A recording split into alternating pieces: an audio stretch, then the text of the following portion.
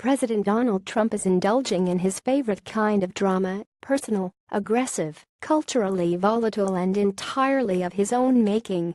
And his feud with the NFL shows no signs of abating, with the president tweeting early Monday morning the issue of kneeling has nothing to do with race. It is about respect for our country, flag, and national anthem. NFL must respect this. Trump's pat with athletes comes as the president prepares to sell the tax overhaul plan and revive healthcare legislation, his party's top legislative priorities. But instead of publicly prioritizing policy and courting votes, the provocateur president spent 3 days attacking the NFL players who kneeled during the national anthem to protest police brutality.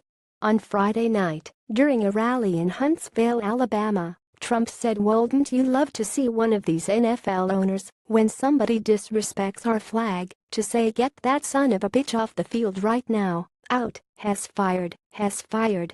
Trump also rescinded a White House invitation for basketball player Stephen Curry, a star player on the NBA champion Golden State Warriors.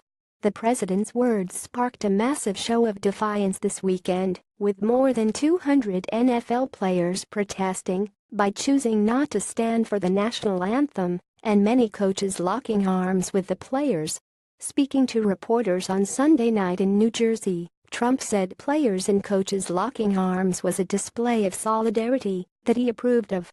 But he pushed back against the suggestion that his critique could inflame racial tensions, arguing, "I never said anything about race." New England Patriots owner Robert Kraft, a longtime supporter of Trump, said Sunday he was deeply disappointed by the tone of the comments made by the president. He added that there is nothing more divisive than politics, and said he supported players' right to peacefully affect social change and raise awareness in a manner that they feel is most impactful. Trump shrugged off the comments, saying he's a good friend of mine and I want him to do what he wants to do.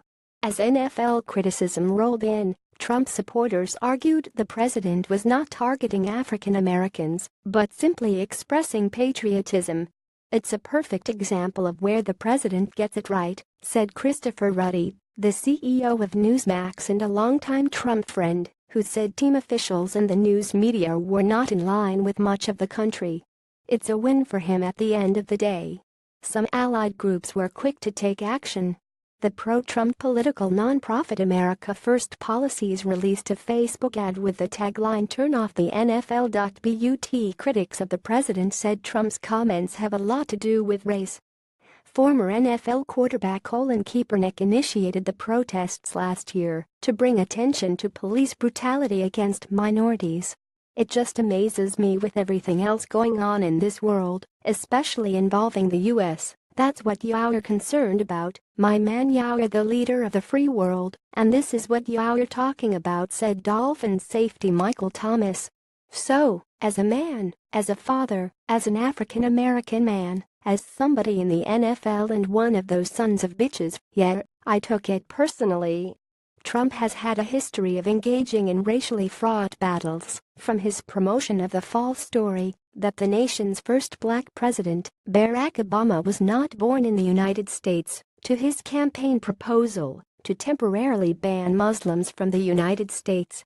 He drew condemnation last month for saying both sides were to blame for violence between white supremacists and their opposing demonstrators during clashes in Charlottesville, Virginia. Top administration officials backed the president on Sunday talk shows, saying he just wanted players to show patriotism and respect. Treasury Secretary Steven Mnuchin said on ABC's This Week that players have the right to have the First Amendment off the field.